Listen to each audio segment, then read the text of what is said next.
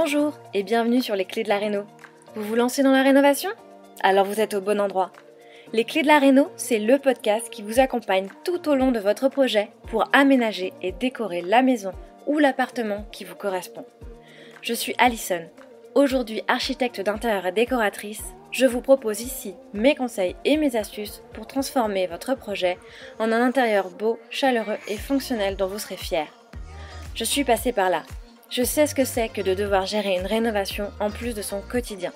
C'est pas toujours une partie de plaisir, mais ça en vaut tellement la peine au bout du compte. Seul ou avec un invité, laissez-moi vous aider à simplifier les étapes, vous apporter les clés dont vous avez besoin pour que votre projet se passe au mieux. Imaginez, vous saurez enfin par où commencer et comment faire les bons choix. Retrouvez-moi aussi sur Instagram, c'est tout simplement les clés de la réno podcast pour encore plus de partage et de retour d'expérience. Allez, on y va ?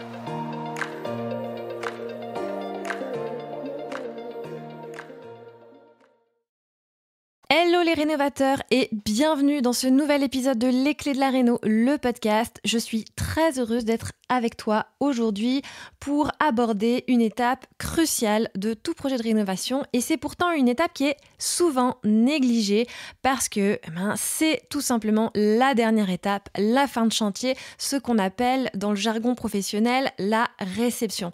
Et pourquoi elle est si souvent négligé, c'est que, en fin de compte, comme je le dis souvent, un chantier, ça dure toujours plus longtemps que prévu et finalement, lassé par ces travaux, lassé par ce chantier qui nous a souvent un peu usé, qui en a souvent effectivement, qui a fait descendre notre taux de motivation, on en a vraiment marre, ras la casquette et on a juste envie de prendre ses marques, de déménager et donc à la fin, on peut dire que on aura tendance à bâcler un peu les choses et pourtant, c'est vraiment une étape importante qu'il ne faut pas négliger. Parce que c'est le moment où les travaux donc touchent enfin à leur terme et il est essentiel de bien s'y préparer pour éviter les mauvaises surprises qu'on pourrait découvrir une fois avoir investi les lieux. Alors comment organiser et préparer cette phase de manière efficace pour que tout se passe au mieux et sans accroc. Donc c'est ce qu'on va voir dans cet épisode. On va explorer ensemble les meilleures pratiques pour une fin de chantier qui soit des plus réussies. Mais avant de parler donc de la réception, ce que j'ai envie de t'inviter à faire, c'est de bien anticiper en fait la fin de chantier et ça dès le début de ton chantier, au moment où finalement tu es encore plutôt motivé. Parce que la préparation de la fin de chantier, elle commence pas le jour où les travaux s'achèvent, c'est bien dès le début du projet. Tout simplement avec une bonne planification. La planification, elle est clé pour que cette étape, elle se déroule vraiment sans stress. Donc déjà, je t'invite à définir des échéances claires avec tes artisans et ça dès le début. C'est vraiment effectivement important de définir quelles sont les étapes majeures de ton chantier et d'envisager une date de fin prévisionnelle, même si probablement qu'elle ne sera pas respectée, mais ça invite aussi tes artisans à s'engager sur une date et pouvoir échanger avec eux au fur et à mesure de l'avancée du chantier. Cette date, elle va servir de référence pour organiser ta réception et organiser ta planification de chantier, tout simplement. Je t'invite donc, évidemment, à prévoir une marge de sécurité, puisque comme je le dis souvent, les chantiers ils prennent souvent donc plus de temps que prévu. Donc il est judicieux, effectivement, d'envisager que la réception n'aura pas réellement lieu à la date envisagée au départ et de prévoir une petite marge pour gérer les imprévus. Et aussi, donc, de commencer, au fur et à mesure de ton chantier, à préparer la checklist de fin de chantier. C'est au moment des réunions de chantier, au moment où effectivement tu fais le point régulièrement, où tu fais donc ton suivi, où tu viens sur le chantier rencontrer tes artisans pour voir où en est l'avancée des travaux, que tu vas donc faire tes vérifications un peu régulièrement et tu vas commencer effectivement à noter tous les points à vérifier à la fin des travaux.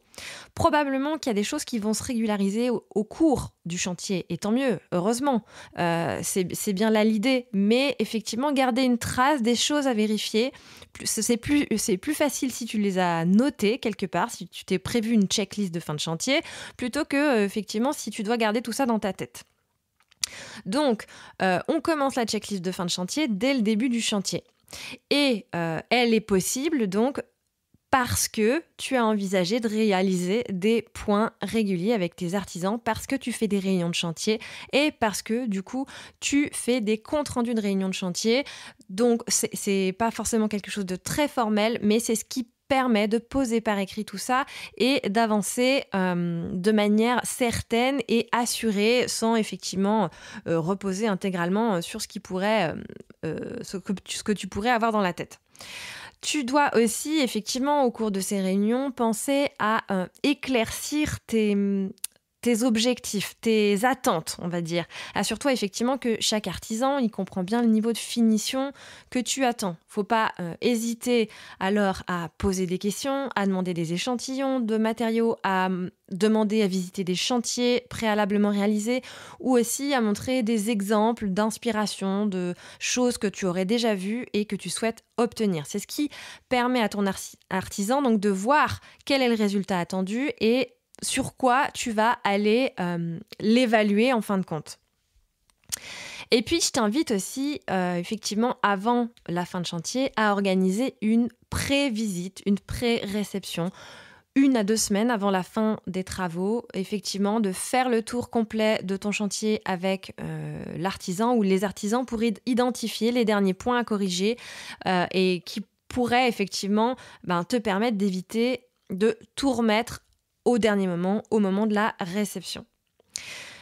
Alors la réception, maintenant on rentre dans le vif du sujet, la réception de travaux, c'est quoi exactement finalement ? Qu'est-ce qu'on appelle la réception ? La réception, c'est vraiment la visite finale, le moment où tu te rends sur le chantier et où tu fais le tour avec ton ou tes artisans et où tu vérifies que tout est conforme à ce qui a été prévu dans le devis et ça correspond bien à tes attentes et à la façon dont tu avais imaginé le rendu final.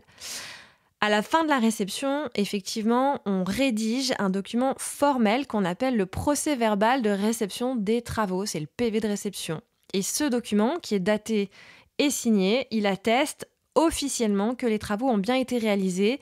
Il permet de signaler les éventuelles malfaçons, les défaillances d'équipement. En principe, c'est ton artisan qui est censé préparer ce PV et qui est censé te le suggérer. Tu n'as plus qu'à effectivement le compléter et le signer en principe. Parfois, l'artisan peut être un peu négligent à son tour sur ce point et donc je t'invite effectivement à l'anticiper et à prévoir un modèle de PV de réception de travaux.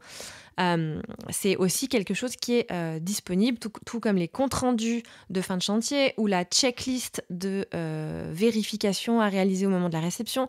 C'est des documents qui sont disponible dans un de mes programmes en ligne qui est là vraiment pour t'accompagner sur tout le suivi de ton projet et le suivi de ton chantier qui s'appelle donc Boost ta réno. Et ces documents sont donc prêts à l'emploi, prêts à être personnalisés directement. Bon, voilà, c'était une petite aparté.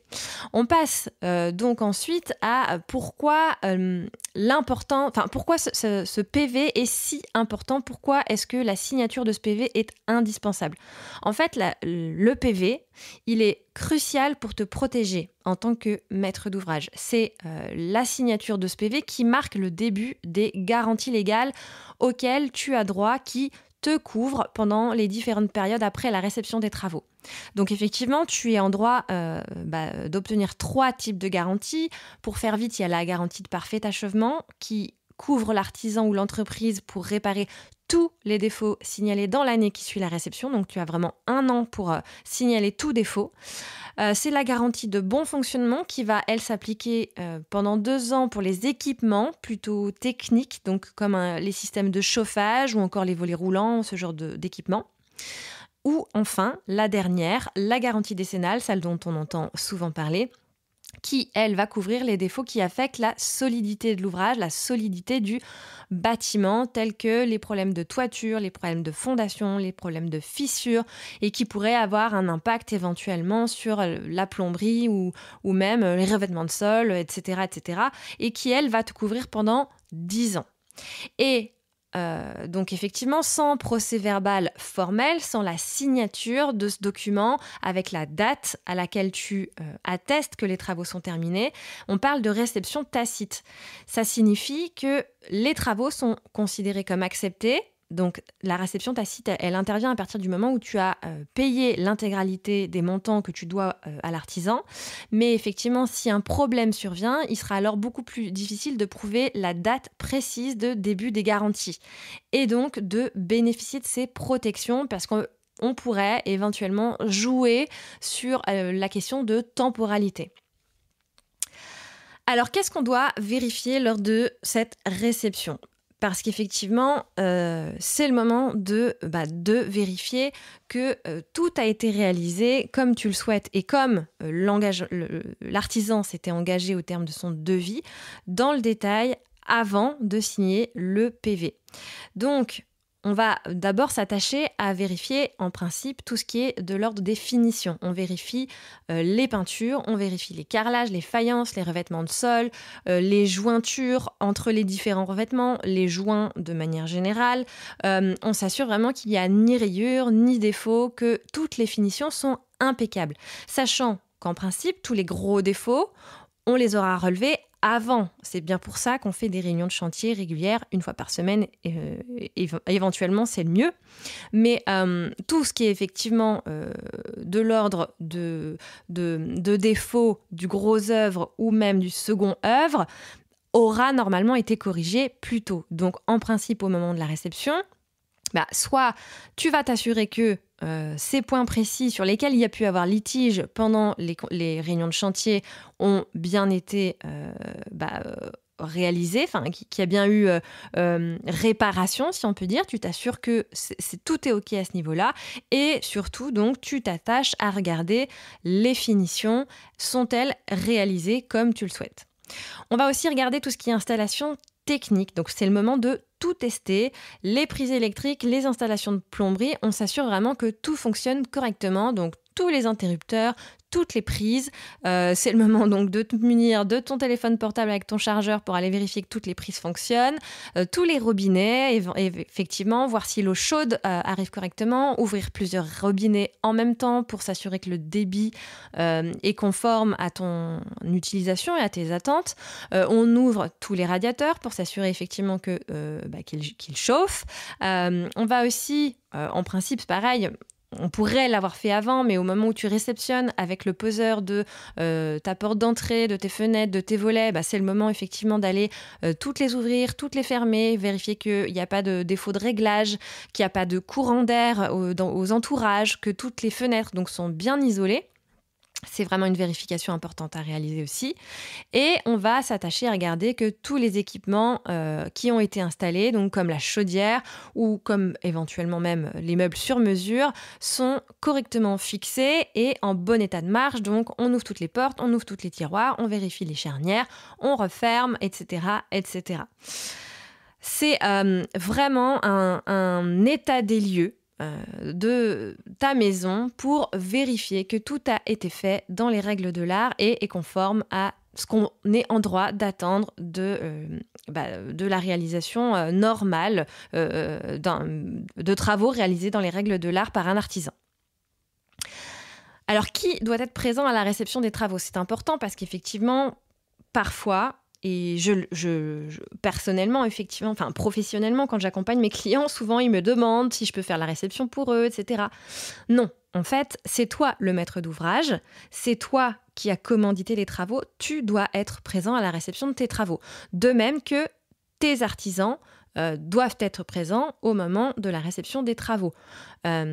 Au moins, un représentant par entreprise donc, doit être sur place au moment où tu fais le tour et où vous vérifiez ensemble que tout fonctionne, tout a été correctement réalisé pour qu'il y ait effectivement un état des lieux contradictoire, on pourrait dire.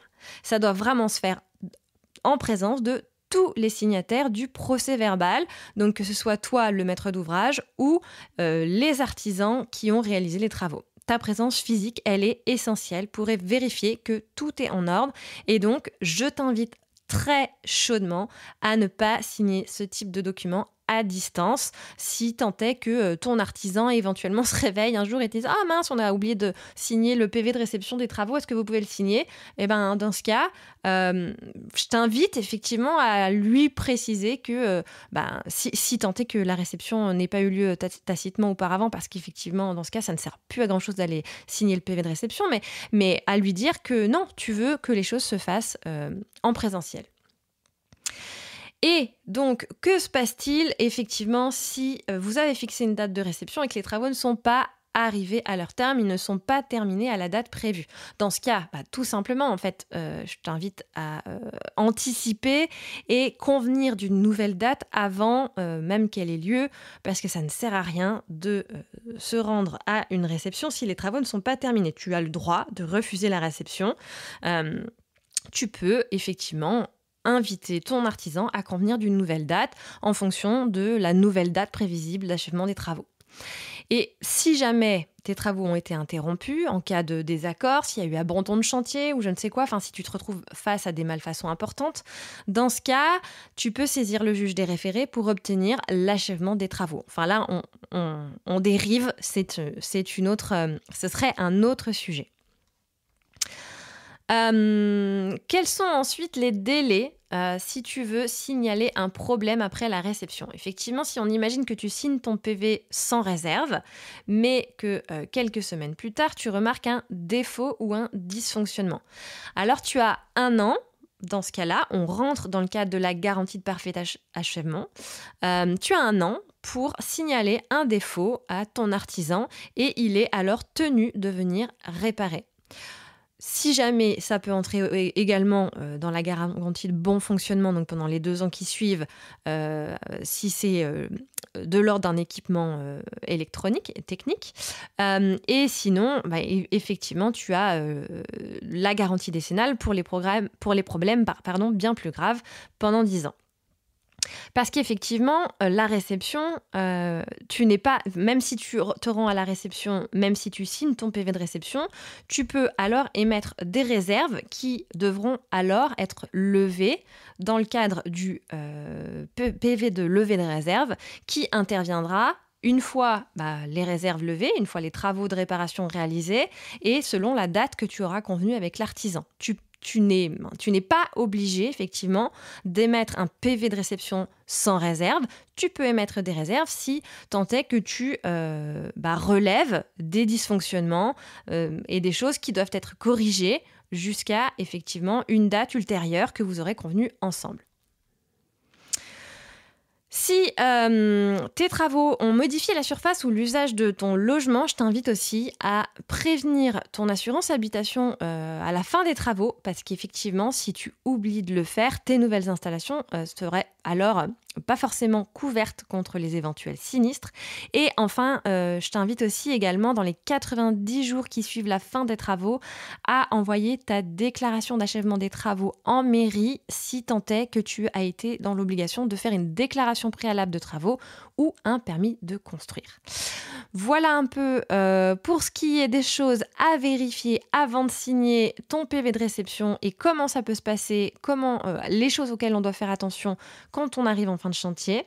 On est arrivé à la fin de cet épisode. J'espère que ça t'a plu, que ça t'a permis effectivement d'anticiper un peu tout ça, de saisir surtout à quel point la réception des travaux, c'est vraiment une étape clé pour t'assurer que tout est conforme, mais aussi pour pouvoir activer ultérieurement donc les garanties qui vont te protéger. Si c'est le cas, n'hésite pas à me dire en quoi ça aura pu t'aider, partage-le autour de toi et ou sur Instagram. Je te remercie de ton écoute et je te dis à très bientôt. Si vous avez écouté jusqu'ici, c'est probablement que l'épisode vous a plu. Alors n'hésitez pas à en parler autour de vous, amis, famille, tous ceux qui rénovent sont les bienvenus. Vous pouvez aussi évidemment laisser un commentaire sur Apple Podcast ou une note 5 étoiles sur Spotify. Et si vous souhaitez être informé des prochains épisodes, n'hésitez pas à vous inscrire à la newsletter ou à me suivre sur Instagram. Le podcast, c'est fini pour aujourd'hui, mais je vous dis à très vite pour un nouvel épisode.